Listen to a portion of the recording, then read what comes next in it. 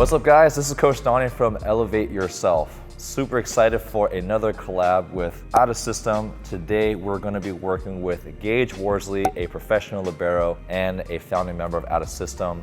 Make sure you check out my last collab that we did last year where we did a professional setter teaches coach how to pass, where I did the same collab with his brother Joe Worsely, who's top setter for the French League. So make sure you check that out. I'll link that video below. But we're gonna go right into it. Today we're gonna talk about passing philosophy. We're gonna do some drills. He's gonna do some demos so you can learn from him, but he's also gonna give me some feedback on how I can improve my passing, because I'm always trying to learn and take it to the next level as well. So first, let's start off. If you can introduce yourself, so in case people don't know you. Thank you for that wonderful introduction for Out of System. My name is Gage Worsely. I played club here at Pacific Rim Volleyball. My dad is Roger Worsely, he owns the club. I then went to University of Hawaii and I played libero there. And then now I'm going my fourth season overseas. My first year was in Bulgaria, and now I'm going my third year in Lüneburg in northern Germany. All right, and you guys probably saw him in the Champions League. Yeah, Which was really awesome to see him and Micah. You played against Micah, right? Unfortunately, I didn't. So we'll first talk about passing philosophy. So I'll let Gage go first about his general philosophy on passing. Yeah, so for me, philosophy when it comes to passing, when it comes to defense, and really any other volleyball skill, I'm very much a guy from experience of find your own way to do it, right? There's no cookie cutter way, and this is something I talked about with my brother, and as we talked about Micah, is like, there's gonna be a lot of coaches that say, this is the way you have to do it, and you should listen to your coach for sure. But it's not always gonna fit your style of play. For example, float, serve, reception, receiving is okay. Usually, by definition, by law, it's like, okay, track the ball, choose a side, and push. And create an angle and push. And that is, if you can do that, a great way to pass the ball. But for me, that was never really a realistic opportunity. I didn't have maybe the angles, so I rely mainly on my touch and some other stuff that I can go through. But the biggest thing is, don't be not complicit with your coach. Try things out, try new things. But as you get more and more experience, you're gonna find out, okay, this works, this doesn't work. And that doesn't mean you can't reach a high level just because you can't do the quote unquote right technical way. That just means you're gonna have to find your own way to get to that next level. That's awesome. Yeah. And I'm definitely on the same page as Gage. Being a trainer, working with so many different body types and coaching at different levels, everyone has different strengths. Like everyone's body is built different, like limb lengths. Some people have short arms, some people have long arms. I think the principles might be the same, like less movement is better, right? You don't want to be wild. Footwork is paramount. I think that, for me, that doesn't change. Spacing is going to be consistent, but spacing in front is going to be the same as to the side. It just depends on what angle you're receiving at. Some people are just not very confident with their hands. Some people are really confident in their hands. And so it really depends. But I would say if I had to sum it up for my passing philosophy, the way I teach, I think footwork first. And I first learned that when we would get different athletes from other sports coming to our gym in high school. It's like, why are these soccer players so accidentally good at defense? Like the platform's like this, but they get every ball up. Yeah. Great footwork, great spacing, right? Basketball players, why are they so good at blocking? They're just getting rebounds all day. So, but it's because their footwork, they always get their feet there first. So I think as long as you can position your feet, whether behind, to the side, whatever is a comfortable angle, and then arm movement. When I first learned playing volleyball in high school, and this is like 1999 to 2003, so a long time ago, they used to teach leg passing, and that was kind of the old school style. Platform, square shoulders, and then shorts have to be, you would have loved that era. Shorts right here. Everyone had a big booty. Oh, perfect, baby. But that's because if you look at those games, people were still doing like roundhouse serves and standing float serves. And also the ball was really light, so it just sat in the air for a lot longer. It was squishier. So you had time to move the ball. But I mean, middle school kids are doing jump floats now. So there's just a higher velocity. And we've learned that you don't need to put that much work. It's about letting the ball do the work and then guiding the ball back to the target more with your arms. So you don't have time to use your legs. So that's kind of where I've seen the evolution of the game as well. For sure. So we're gonna go into our first segment, which is like general passing technique. We're gonna start off with some like free ball, down ball situations. And if you don't mind, we can have you do some demos first, and you can kind of talk us through what you focus on, and then we'll just switch places. Sounds like a plan. All right. Let's do it. If you're enjoying this video, Please like, subscribe, and turn on notifications so you never miss a new video.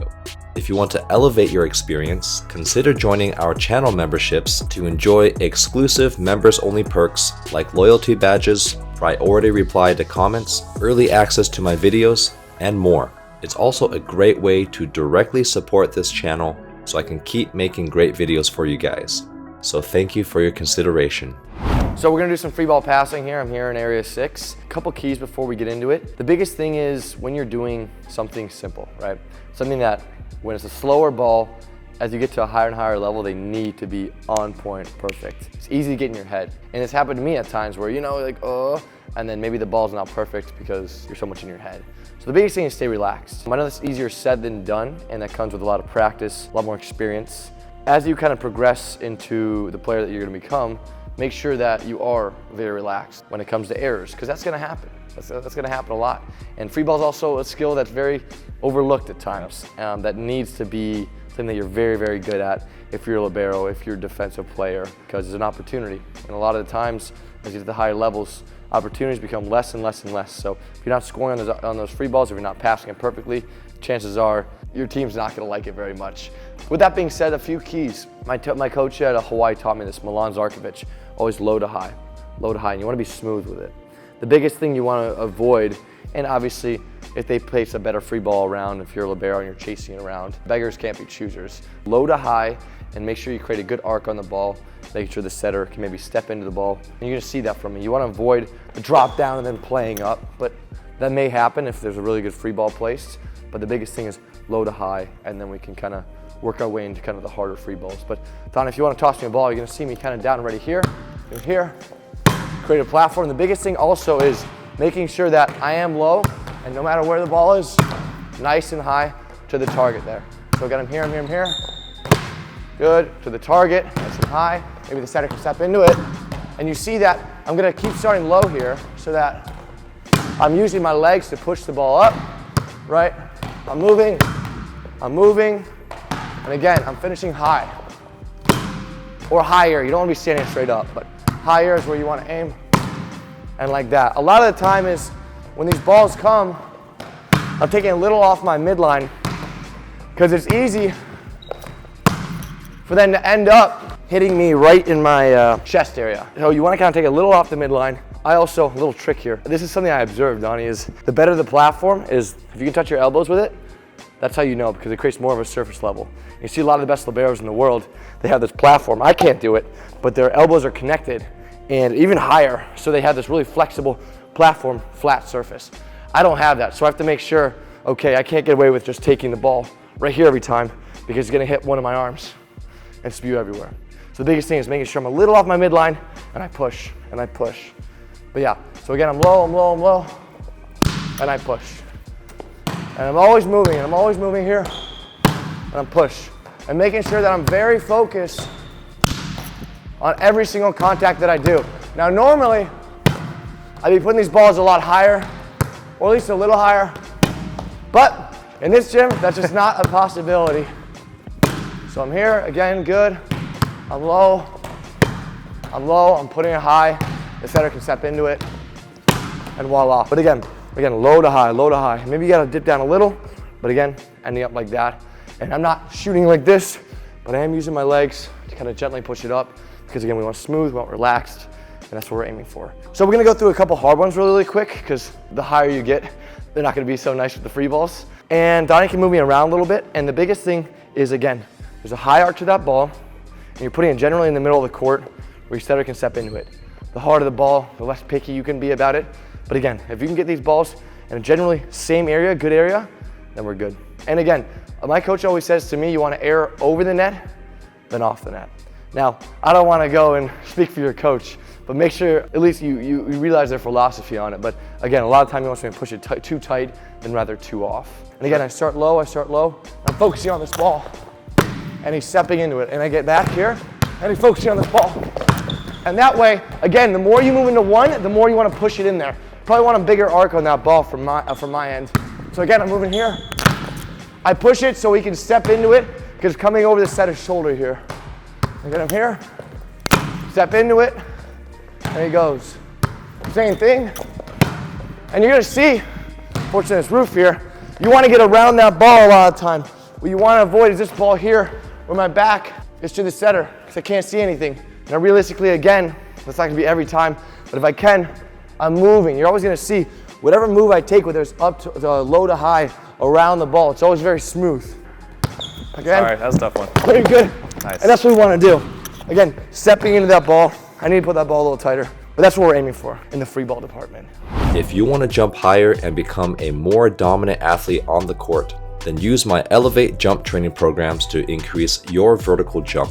They include a bodyweight only program so you can train with zero equipment, a starter program if you're new to weight training and plyometrics, and the Elevation template, which guides you over 12 months of intense training and comes with a mobile training app. Use my discount code and link below to get 5% off all my training programs and start jumping higher today. All right, so I'm gonna go over my free ball passing philosophy, very similar to Gage's, of getting on one side of the ball to center the ball. All errors are high and center. And the general trajectory for free balls, because when someone's sending a free ball, it's low velocity and a downward angle, compared to serve receive where it's flat, or spike where it's more downward. And so how you're receiving it has to be almost more parallel to get more of a lift versus a forward angle for a flatter trajectory. So I like to try to get both feet behind the ball first and pass somewhere inside the knees, whichever is more comfortable. Okay, can you enter a couple? Yep. Free ball here. So I try to move through feet and hold my platform to the target.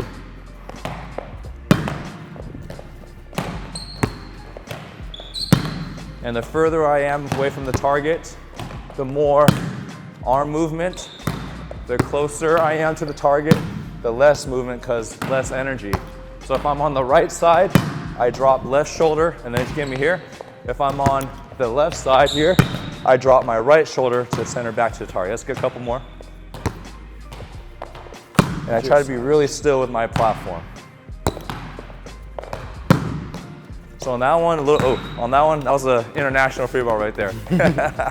On that one, it's a little deeper. I couldn't get my feet behind it, so I opened up. But I still try to pass somewhere in between my knees, which is where I have optimal control. The moment I get outside, sometimes you have to do this for defense, but I feel like you don't have as much control there, okay? Now we're gonna go through some passing where the pro libero is gonna give me some tips on any ways I can fine tune my passing. So down whatever balls you want, for him. coach. Down balls, free balls, anything. Down ball here.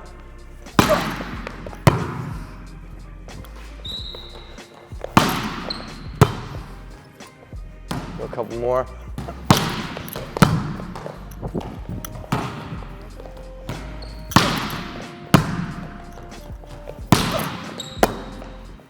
Back. Oops, sorry. Some libero.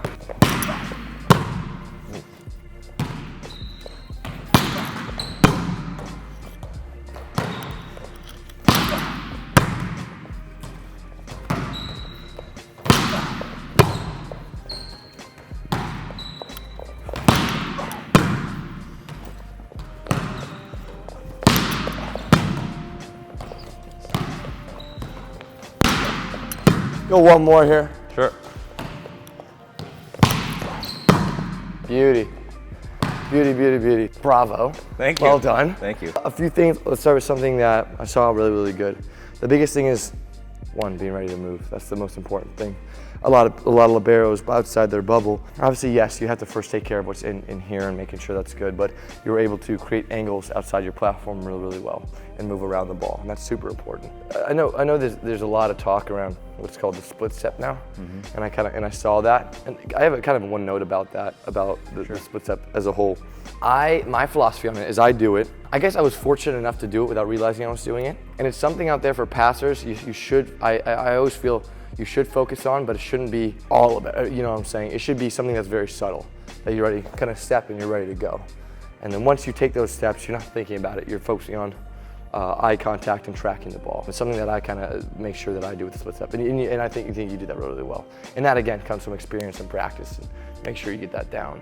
But a few other things I kind of want to talk about is especially when the ball comes faster and faster and faster, and depending on your flexibility levels, is maybe starting down a little more.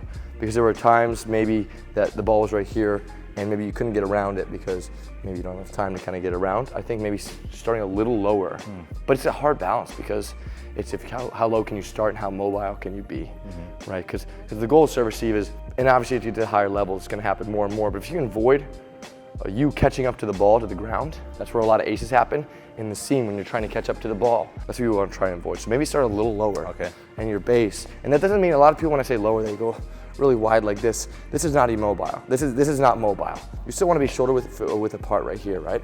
So I'm down. For me, sometimes if I have a top server, and I don't recommend this, this is because I've just been practicing it and maybe my groin's pretty flexible, I guess, but sometimes I'm here with the top servers because that ball's coming 75, 80 miles an hour, and I'm like, if I'm making this movement here, I'm already beat, you know what I'm saying?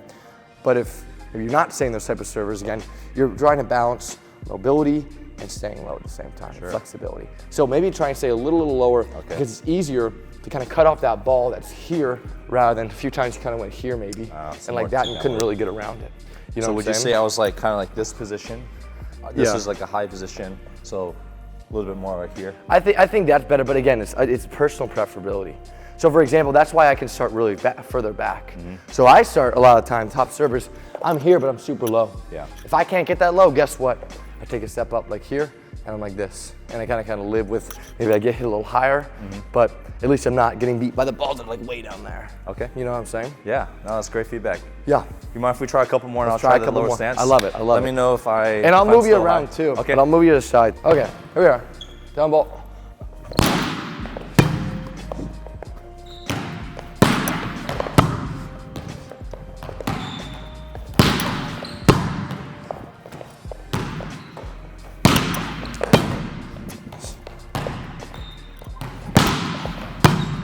Nice.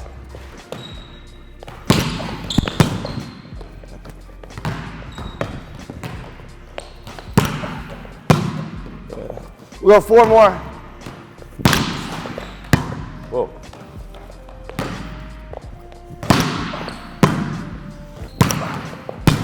Bravo. Bravo.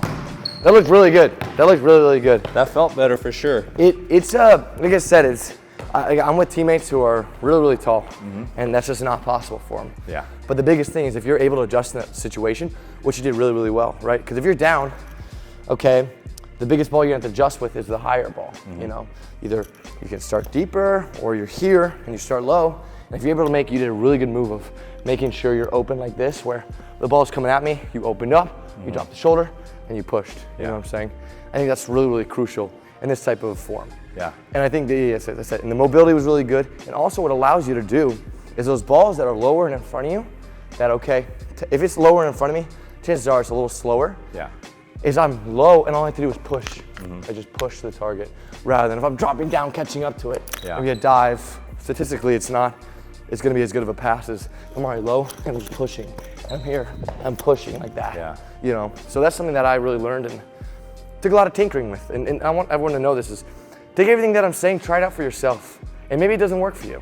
And that's okay, but try stuff. I think also, I want to commend you on that is you're so open to learn stuff and try new things. And it's really, really important, especially for the people at home, because that's so important in volleyball. Try new things, do new things. And the fact that you're open to all this new stuff is really impressive. No, that's awesome. And like, I felt an immediate difference, and that's not always the case. Sometimes when you change things, usually you get worse a little bit because you're not used to it. But I felt an immediate improvement in 2 things. One, a lot more tension on my hips. Yeah. Because I'm like, wow, I usually feel tension on my knees because I'm kind of I didn't realize I was in such a high position because I think I was prioritizing mobility. But I think Gage put it really well where if you can have the same mobility in a lower position, which I felt just as mobile, now I feel my upper quad really engaged. But the benefit was I had like 0.2 seconds more to track the ball because that much more time. And everything was low to high, exactly. Here, it was medium to low or medium to high.